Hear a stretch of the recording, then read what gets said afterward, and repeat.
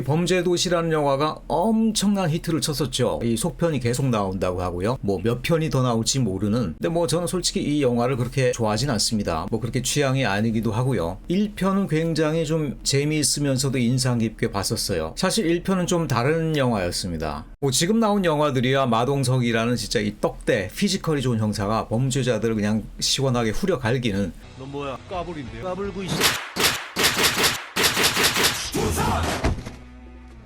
그런 액션이 중심이 되는 뭐 캐릭터 중심의 영화가 되었었지만 원래 시작은 조선족 동포들이 집중되어서 살기 시작하는 그 대림동이라는 지역, 그 지역의 장소성과 그 특성을 배경으로 하는 그런 영화였었습니다. 거기다가 실제로 경찰이 그 당시에 진행했었던 사건을 모티브로 했었고요. 말하자면 일종의 뭐 필드 무비랄까? 필드 무비? 뭐 그런 표현이 있는가요? 대림동이라는 우리나라에선 처음 경험하는 이민족 타운, 이민족 지구, 그 안에서 일어나는 여러 가지 문제들 고민하게 해주는 그런 사회적인 이슈를 다룬 영화가 사실은 범죄도시 1편이었다는 것이죠. 뭐 지금 와서 속편들은 이런 문제의식은 다 사라지고 그냥 액션 영화가 되고 말았지만 말입니다. 유디톡, 오늘 다루고 싶은 주제는 바로 이 영화의 배경이 된 대림동과 관련된 것입니다. 대림동, 아마도 한국에서 최초로 나온 개토라는 현상이 아닐까 합니다. 개토라고 하면 원래 빈민들이 보통 모여 살고 뭐 우범지대가 되어 있고 그래서 웬만하면 우리가 가지 말아야 되는 그런 동네로 보통 인식하는 표현인데요. 하지만 원래부터 그런 의미인 것은 아니었다라고 합니다. 위키피디아를 찾아보니까요, 이 게토라는 것은 원래 유럽에서 유대인이 있죠. 유대인을 거주시키기 위한 그런 특별한 구역을 지칭하는 말로 시작되었다라고 이렇게 설명이 되어 있어요. 지금도 어떤 특별한 사회적 계층이나 인종, 뭐 종교, 국적을 가진 사람, 그런 사람들이 모여 사는 특별한 구역을 의미하는 거지 꼭 뭐 빈민가라든가 우범 지역이라든가 어두운 지역 이런 걸 이야기하는 것은 아니란 얘기죠, 원래는. 이렇게 한국에서 최초로 나타난 게토 현상, 말하자면 이민족 지역, 이런 동네가 과연 어떻게 발생하게 된 것일까? 뭐 결코 우연히 발생한 건 아니겠죠. 그래서 그걸 오늘 한국의 도시정책, 특별히 도시 재개발 정책과 관련돼서 한번 풀어보고 싶습니다. 영화의 배경이 된 이 대림동 지역, 우리나라의 재개발 정책과 밀접하게 이제 관련이 되어 있기 때문이죠. 먼저 정말 말도 많고 탈도 많았던 우리나라 재개발 정책의 흐름을 먼저 살펴보고 싶습니다. 뭐 조폭영화, 깽영화 하면 늘 한결같이 등장하는 세 글자가 있죠. 뭡니까? 바로 재개발입니다. 재개발. 재개발이란 표현이 등장한 것은 사실 굉장히 오래전입니다. 해방 이후 1963년에야 드디어 도시계획법이 만들어졌습니다. 그런데 이 도시계획법은요, 일제시대 때 만들어 놓은 법을 그냥 이름만 바꾼 정도이고, 그러다 보니까 도시를 만들고 유지 관리하기 위한 데 필요한 여러 가지 규정들이 사실은 준비가 안 되어 있었어요. 당장 가장 먼저 필요했던 법령이 뭐겠습니까? 전국에 엄청나게 깔려있는 불량주택촌. 이 불량주택촌의 문제를 다루기 위해서 1972년에 도시계획법 내에 불량주택지구 재개발 사업이라는 규정을 만들면서 드디어 이 재개발이라는 세 글자가 등장하게 되는 것이죠. 그러다 보니까 이때 재개발이라는 사업이 지금처럼 뭐 아파트를 만들거나 신시가지를 막 찍어내는 그런 개념의 사업은 아니었습니다. 전쟁통에 뭐가 생겨났습니까? 우후죽순 무허가촌들이 막 생겨났습니다. 전국적으로. 그런 무허가 판자촌들을 없애고요. 그 위에 새롭게 주택지를 만들어야 될 필요가 있었기 때문에 바로 그 작업을 하기 위해서 만들어낸 법이 바로 이 재개발 사업이었던 것이죠. 그러다가 1976년에는 도시계획법에서 이 도시재개발과 관련된 규정을 별도로 떼어내서 도시재개발법이라는 것을 만들게 됩니다. 어떻게 구역을 지정하고 어떻게 조합을 만들어서 어떤 시공사를 끌어들이냐, 이런 어떤 재개발의 복잡다단하고 실무적인 과정을 점잖은 도시계획법에 그대로 넣을 수는 없잖아요. 그렇기 때문에 별도의 법을 떼어내서 만들게 된 것이죠. 이렇게 재개발이 하나의 법으로 독립하는 가운데 또 도심재개발이라는 규정이 떡하니 들어가게 됩니다. 그러면서 재개발은 이제 새로운 일종의 부동산 개발 방식으로 이해되기 시작합니다. 그리고 바로 이때쯤 우리나라는 이제 역사적인 전환기를 시작하게 되는 거죠. 1980년대 급속한 경제발전으로 인구는 급증하고요. 여기저기가 그냥 삽을 뜨고 불도저가 지나가느라고 정신없는 시대가 시작된 것이죠. 그리고 그 경제발전의 탄력을 받아서 1988년에는 드디어 올림픽 유치에 성공하기도 합니다. 뭐 정치적으로야 여러 가지 문제가 많은 시기였다라고 하지만 적어도 외형적으로는 대한민국의 엄청난 국운 상승이 시작된 시기였던 것이죠. 그리고 그러다 보니까 이 재개발을 추진해야 되는 이유에 이제 도시미관이라는 패러다임이 새롭게 강조되기 시작합니다. 도심부는 어느 정도 정리가 되어 있어요. 문제는 도심부를 둘러싸고 있는 이 언덕과 산지들, 죄다 불량주택촌으로 되어 있었기 때문입니다. 지금은 우리가 사실 믿기 어려운데요. 이때는 서울의 외곽이 아니라 도심지 내부에도 그렇게 불량 무허가 주택들이 많이 분포하고 있었다고 합니다. 서울 한가운데인 남산 주변에는 뭐 공원 부지마다 다 이렇게 불량주택촌이 자리 잡고 있었고요. 거기다가 종로 북부에 있는 안국동이 있죠. 언덕 지형이면 그 지역이 다 이렇게 사진과 같은 불량주택촌이 자리 잡고 있었다라는 거예요. 거기에다가 드디어 강남이 본격적으로 개발되고 살기 좋은 땅이 되어가기 시작합니다. 중산층들이 강북에서 강남으로 이동해 가기 시작하는 거예요. 그나마 좀 사는 사람들이 빠져나가니까 강북 도심의 주거 환경은 더 열악해 보이기 시작했겠죠. 자, 이런 분위기에서 강북 지역을 중심으로 한 주거지 재개발 사업 본격적으로 시작될 수밖에 없었던 거죠. 그리고 1982년에는 도시재개발법이 개정되면서 도심 재개발과 불량주택 재개발로 구분이 되게 됩니다. 우리가 아는 대로 서울의 시내 있죠. 뭐 종로라든가 중구, 을지로와 같은 업무 지역들, 바로 그런 업무 지역들이 이 도심 재개발로 탄생하게 된 곳들입니다. 그리고 불량주택 재개발은 말 그대로 아직까지 시가지 안과 밖에 존재하던 이 무허가 주택촌, 이 불량주택촌들을 개발하는 그런 수단이 되었습니다. 여기서 도심 재개발은 그렇게 큰 문제가 되지 않았습니다. 재개발이라고 말은 붙였지만 실제로는 도심부의 업무 지구를 새로 개발하는 개념이다 보니까 사업자도 있고요. 그리고 개발 이익도 충분합니다. 개발 과정이 잘 친척이 되는 것이죠. 대기업들이 자기가 소유하고 있는 땅을 개발하는 것이다 보니까 토지 소유자도 명확하고요. 계획과 개발 과정도 통제가 가능했습니다.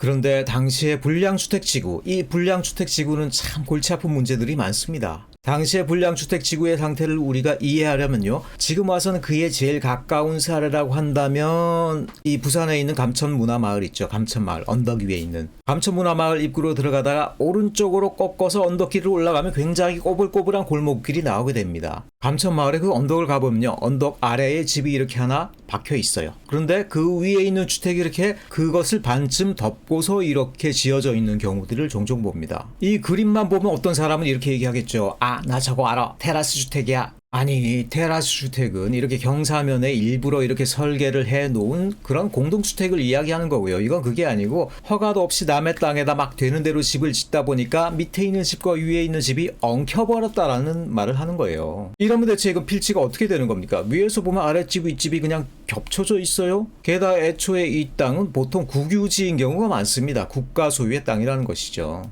이 주택의 상태도 굉장히 불량하지만 사실 거주자들의 특성도 굉장히 문제가 많습니다. 재개발이 되려면요. 일단 토지 소유자들이 합의를 해야 됩니다. 토지나 건축물을 소유한 사람들이 조합을 만들고요. 그 조합을 통해서 잘 진행만 한다면 뭐 정부로서는 큰 문제 없이 재개발 과정을 지켜만 보면 됩니다. 그런데 그렇지가 않죠. 당시 불량 주거지들은요, 기본적으로 남의 땅에다가 허가도 없는 집을 짓고 그냥 버티는 개념이었어요. 재개발이라는 것 자체가 있는 사람들을 일단 다 내보내고 건물들을 다 헐어버려야만 시작이 가능했다라는 것이죠. 그러다 보니까 뭐 용역 깡패라든가 뭐 철거 청부업자라든가 또 조폭이 심지어 재개발 과정에 관여를 하는 이유를 우리가 또 짐작할 만하죠. 담보 잡힌 부동산 전부 다 넘기는 걸로 돼 있어요.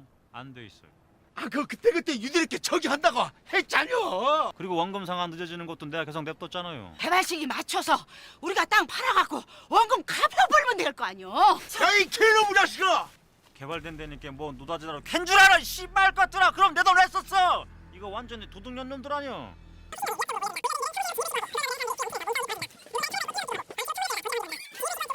하지만 이제 시대가 어떤 시대입니까? 1980년대, 풍요의 80년대, 민주화가 시작된 1980년대라는 거예요. 올림픽을 앞둔 나라입니다. 아무리 무허가, 불량주택촌이라고 하더라도 그렇게 사람들을 쫓아내고 막 밀어버리는 그런 방식의 사업은 정부로서도 생각하기가 어려워진 것이죠. 일단 급한 대로 도시 미관에 너무 지장을 주는 곳들은 일단 정비를 했고요. 그 다음에 올림픽을 나름 성공적으로 치르게 됩니다. 그리고 난 후 정부는 좀 더 다른 재개발 방식이 있어야 된다는 생각에 법을 하나 더 만들게 됩니다. 이름하여 도시 저소득 주민의 주거 환경 개선을 위한 임시조치법. 이름이 길죠. 원래 말이 길면 뭔가 복잡한 사정이 있는 거예요. 뭐 우리가 혀가 길면 뭐 이런 얘기 있잖아요. 너무 길다 보니까 그냥 주거환경 개선 사업이라고 불리던 이 법이 1989년에 발표가 됩니다. 당시에는요, 임시조치법이었습니다. 임시조치법. 급한 대로 불을 끄기 위한 임시적인 법이지 계속 가는 법은 원래 아니었다는 얘기입니다. 그럼 이 법이 왜 생겼겠습니까? 아까 말한 대로 정말 손대기도 어려울 정도로 열악한 그런 무허가, 불량주택지 그런 것들을 어떻게든 재개발하기 위한 방법으로 고육지책으로 마련한 그런 제도라는 것이죠. 이 주거환경 개선 사업이 생기면서 그래서 주거지역을 재개발하는 방식은 일단 크게 세 개로 정리가 됩니다. 우선 주거환경 개선 사업, 그리고 불량주택 재개발 사업, 마지막으로 재건축 사업, 이 세 개입니다. 아니 그런데 앞에 두 개는 지금 계속 얘기를 했었는데 갑자기 재건축은 어디서 튀어나온 거죠?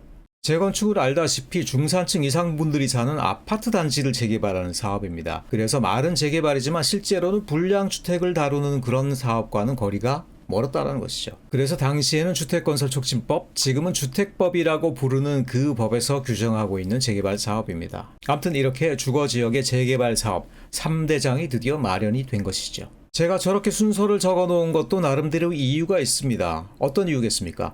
바로 재개발하는 주거지역의 여건에 따른 순서입니다. 가장 소득도 낮고 주거환경이 열악하고 주택마다 다 무허가에다가 언덕에다가 지형도 형편없고 바로 그런 가장 열악한 지역의 경우 주거환경 개선 사업의 대상입니다. 그 다음으로 주거환경이 열악하긴 하지만 그래도 주택을 직접 소유한 사람들도 많이 있고 필지 형태나 지형도 그런대로 나쁘지는 않다? 불량주택 재개발 사업의 대상입니다.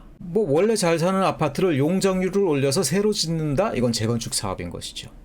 주거지역의 상태, 주민들의 소득 수준 이런 거에 따라서 완전히 다른 사업 유형이 필요하게 됐다. 그렇기 때문에 서로 다른 법령까지 필요하게 되었다라는 걸 정부로서도 알게 된 겁니다. 그래서 주거지역을 재개발하는 데에만 이렇게 서로 다른 세 개의 사업 유형이 만들어지기에 이른 거죠. 이렇게 세 개의 서로 다른 재개발 사업이 나타나는 건 사업을 진행하기 위한 동력 자체가 서로 다르기 때문입니다. 재개발 사업이 그냥 돌아가는 게 아니죠. 건설회사가 아무런 이득도 없이 들어와서 시공을 해줄 리가 없죠. 또 시공 말고도 들어가는 부대 비용이 적지가 않습니다. 결국 재개발 사업이 진행될 수 있으려면요, 그 사업을 돌리는 일종의 엔진 같은 것이 있어야 한다는 것이죠. 이런 면에서 재건축은 제일 쉽습니다. 지금 그림처럼 늘어나는 용적률 때문에 아파트를 부수고 다시 지으면 오히려 이익이 남습니다. 주민들이 조합을 만들고 건설회사를 끌어들여서 알아서 진행을 합니다. 정부 입장에선 가만 놔둬도 잘 돌아가는 그런 재개발인 것이죠. 재건축이라는 사업의 엔진은 늘어나는 용적률이다, 이렇게 얘기할 수가 있겠습니다.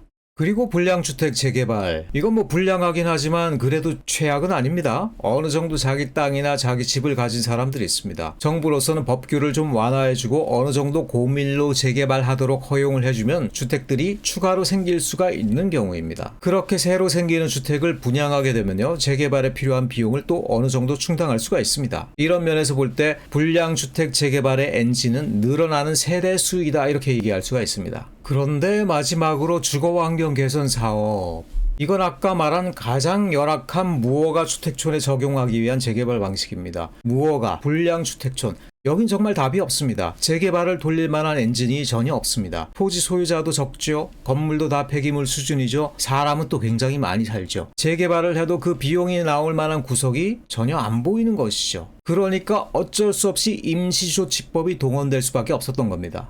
이 임시조치법은요, 이렇게 열악한 지역을 재개발할 수 있게 하기 위해서 굉장히 특별한 두 개의 떡밥을 지원해주고 있습니다. 첫째는요, 건축법 규정의 전면적인 완화입니다. 건축법에는요, 건물 간의 간격, 건물의 높이, 도로와의 관계, 이런 것들이 굉장히 엄격하게 숫자로 다 규정되어 있습니다. 이 무허가 주택촌의 건축법을 다 지켜서 재개발하면 어떻게 되겠습니까? 주택 몇 채 안 들어갑니다. 그런데 이 임시조치법을 통해서요, 건축법을 면제시켜주기까지 하겠다. 이건 정부가 줄 수 있는 가장 큰 떡밥이 아닐 수가 없죠.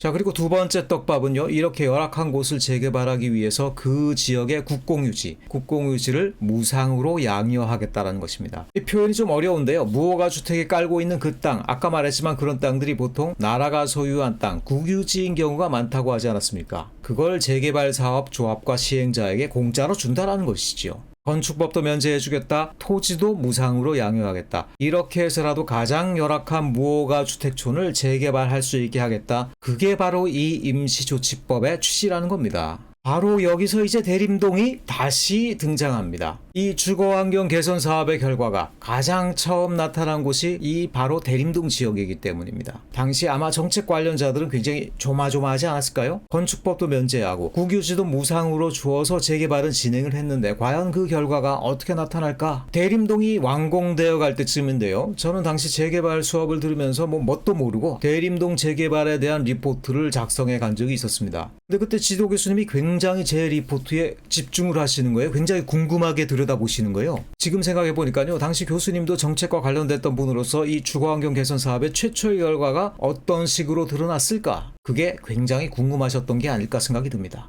하지만 세월이 지나면서 어떤 결과가 나왔을지 여러분들도 다 짐작이 가시지요. 당시 주민들은 그리 오래 그 동네에 남아있지 않았습니다. 점점 이곳에서 빠져나가기 시작합니다. 자연히 주변에 비해서 임대료가 싼 지역으로 인식되기 시작합니다. 결국 한국의 일자리를 찾아서 온 재외동포나 외국인들이 거주하는 그런 타운으로 특화되어 갑니다. 한국 속의 중국이라고 할 만큼 주민의 구성이나 업종, 완전히 구분된 그야말로 개토가 형성된 것이지요.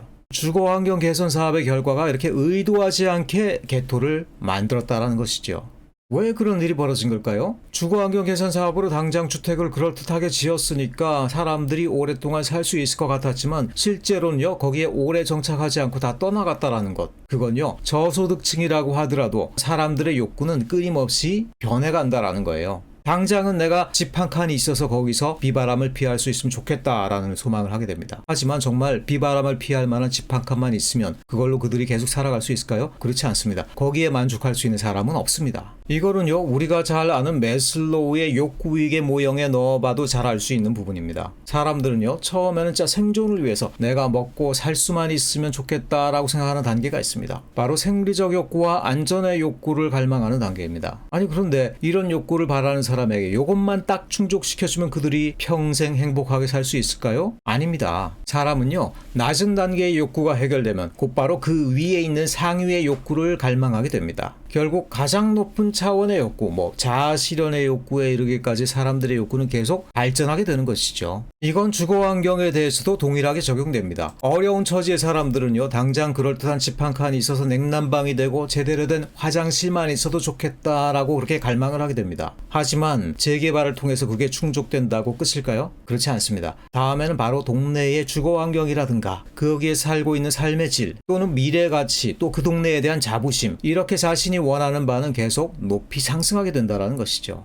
그런데 문제는 주거환경 개선 사업은요, 사실 이 위에 있는 욕구들은 다 포기를 하고요, 가장 아래에 있는 단계의 욕구에만 집중한 그런 형태의 재개발이었다는 겁니다. 그리고 결국 장기적으로는요, 저소득층도 그 상위의 주거환경을 찾아서 그 동네를 떠나가더란 이야기입니다. 재개발된 이후의 대림동의 주거환경, 그 주거환경에 대한 논문을 한번 가져와 봤습니다. 대림동 주민들은요, 재개발 이후에 오히려 만족도가 심지어는 더 낮아졌다는 것입니다. 그 원인이 무엇이라고 지적되고 있습니까? 대표적으로 일조권, 그리고 사생활 침해와 관련해서 불만이 많았다는 겁니다. 그럴 수밖에 없겠죠. 건축법을 완화했습니다. 도로도 좁고요, 집도 다닥다닥 붙어 있어요. 공원도 부족합니다. 햇볕이나 사생활 보호는 그만큼 포기될 수밖에 없는 것이죠. 재개발 전에 무허가 주택촌일 때 누가 일조에 대해서 불만을 가지고 사생활에 대해서 불만을 가지겠습니까? 당장 집이 무너지지 않는가, 겨울을 이번에 어떻게 지내나, 외풍이 솔솔 들어오는데, 그런 것들이 걱정이었겠죠. 하지만 사람들의 욕구는요, 단계별로 달라집니다. 한 차원의 욕구만 충족시킨다고 해서 좋은 환경으로 만족하는 건 아니라는 거예요. 주거환경 개선 사업을 통해서 재개발을 하고 났더니 오히려 상대적인 만족도는 더 낮아지더라는 겁니다. 이건 동네가 도로가 좁아서 주차할 만한 데도 없어, 어디 공원이나 산책로도 제대로 없고, 집은 다닥다닥 붙어 있다 보니까 햇볕도 제대로 안 들어오고, 옆집에서 창문 열면 다 들여다보여, 만족할 만한 교육시설도 부족해. 결국 여건이 되는 대로 주민들은 여기에서 하나둘 떠나가기 시작합니다. 그러고 나니까 그 후에 그 마을로 들어오는 사람들은 누구겠습니까? 여기서 자리를 잡아야 하지만 오래는 있지 않을 사람, 주거환경이라든가 기반시설, 교육환경, 이런 것에는 크게 민감하지 않은 사람들, 바로 외국인 노동자 계층들이 아니겠습니까? 이 대림동이라는 특이한 한국의 개토 지역은 주거환경 개선 사업이라는 정부 입장에선 힘들게 마련한 재개발 방식에 의도치 않은, 기대하지 않은 그런 결과물이었다라고 말씀드리는 겁니다. 그러면 지금까지 한 이야기들을 간단하게 한번 정리해 보겠습니다. 어떤 한 불량 주택 지구가 이렇게 있다고 해봅시다. 이런 곳을 그리고 재개발한다고 가정해 봅시다. 어떤 선택이 있을 수 있을까요? 크게 보면 두 가지 선택이 있습니다. 하나는 기존 주민들의 정착보다는 이 지역을 가장 잘 활용할 수 있고 경제성이 높은 방식으로 재개발하는 겁니다. 당연히 우리가 생각하는 아파트 단지 중심의 좋은 학군, 풍부한 공원 녹지, 주차시설, 이런 것들이 확보될 수 있겠지요. 두 번째는 어떤 방식이겠습니까? 가능한 한 원래 살던 주민들이 그대로 정착하는 데 초점을 두고 재개발하는 것이겠지요. 그런데 그렇게 하면 개발 비용을 최소로 낮출 수밖에 없습니다. 당연히 주거 환경에 있어서 포기해야 될 것들이 많이 생깁니다. 주택이야 그럴듯하게 올린다고 하더라도 주택 사이의 간격이 너무 비좁고요. 도로도 부족하고 공원이나 주차장 시설 뭐 이런 것들은 욕심조차 내기가 어렵게 되죠. 애들 학교도 멀어질 수밖에 없습니다. 주거 환경으로는 좋은 평가를 받기 어려운 동네가 만들어집니다. 이렇게 재개발 방식을 두 개로만 구분한다고 하면 첫 번째 것은 우리가 이른바 젠트리피케이션이라고 부르는 재개발 방식이 됩니다. 기존 주민들은 새로 생긴 지역을 감당하지 못하고 떠나가게 되는 경우가 많이 생기겠지요. 그리고 두 번째 것은 리해빌리테이션이다라고 부릅니다. 영어로는 다시 들어와서 다시 정착하여 살게 하다라는 뜻이기 때문에 기존 주민들이 계속 살아가는 것을 전제로 재개발하는 그런 방식을 의미하는 겁니다. 이 두 가지 방식은 어떤 장단점이 있겠습니까? 첫 번째 것의 경우에는 보통 중산층 이상의 사람들이 살만한 쾌적한 타운으로 변하겠죠. 도로나 공원 녹지, 기반설이 충분하게 됩니다. 두 번째 경우는요, 오늘날의 기준으로는 주거 환경의 질 자체는 그리 좋지 못합니다. 보통 주택 건설에만 집중해서 투자를 하고요. 그 외의 기반설에는 투자할 비용이나 공간이 모두 부족해지는 거예요. 그리고 미래에 다시 한번 이 지역이 재개발되어야 된다고 했을 때 또 한 번 어려운 과정이 예상될 수밖에 없겠죠. 하지만 이 모든 것이 어쩔 수 없는 선택과 집중의 결과라는 것이죠. 수없이 많은 다양한 재개발 방식이 있는 것 같지만 사실은 이 두 가지를 놓고 어디에 가까운 방식으로 선택하는가 하는 문제라고 볼 수 있다는 것입니다. 그리고 주거환경 개선 사업은 그런 점에서 우리나라에서는 최초로 바로 이 리해빌리테이션에 해당하는 재개발 방식이었다. 정부가 고심 끝에 구상해서 내놓은 재개발 정책이었고 이것을 통해서 많은 지역들을 재개발할 수가 있었다. 하지만 그 결과 기반시설이 부족하게 그지없는 빽빽한 빌라촌이 탄생했고 결국 우리나라의 주민들은 선호하지 않으면서 외국인 노동자 계층이 정착하는 그런 정착촌으로 점차 바뀌어가는 그런 의외의 결과로 나아갔다. 이렇게 요약해 볼 수가 있을 것 같습니다. 오늘은 이렇게 대림동이라는 사례를 통해서 우리나라 재개발 정책의 흐름과 거기서 나타난 문제점들을 한번 짚어봤습니다. 이렇게 보면 도시라는 게 참 쉽게 예측이 되지 않는 참 기기묘묘한 대상인 것 같습니다. 저소득 주민을 위해서 특별하게 만든 정책이지만 정작 그들에게도 버림받는 그런 결과물이 되기도 하고요. 또 그게 엉뚱하게 재외동포를 위한 타운이 되기도 하고요. 우리가 생각하는 정책과 계획과 설계, 이게 어떨 때는 우리만의 생각일 뿐 현실에 들어가면 전혀 다른 효과로 나타날 수도 있다. 이런 교훈을 우리가 받을 수 있겠죠. 우리가 젠트리피케이션을 흔히 둥지내 몰림이라고 번역하고 있죠. 기존의 저소득 주민이나 영세 자영업자들을 내쫓는 것, 말하자면 좀 나쁜 뉘앙스로 보통 말하고 있습니다. 하지만 저소득층의 여건을 최대한 고려해서 저렴한 수준으로 재개발한다고 해서 그러면 사람들이 살만한 지속 가능한 그런 좋은 주거지가 되느냐? 꼭 그런 것만도 아니라는 것이 바로 이 주거환경 개선 사업을 통해서 나타났다는 것이죠. 글쎄요, 그럼 우리는 이 사이에서 어떤 대안을 선택해야 하는 것인지, 그만큼 이 도시라는 것은 쉽게 판단하고 쉽게 결론 내릴 수 없는 많은 고민과 현실에 대한 깊은 고찰이 필요한 그런 대상이라는 점을 다시 한번 확인하면서 이번 UDT를 마칠까 합니다. 수고 많으셨습니다.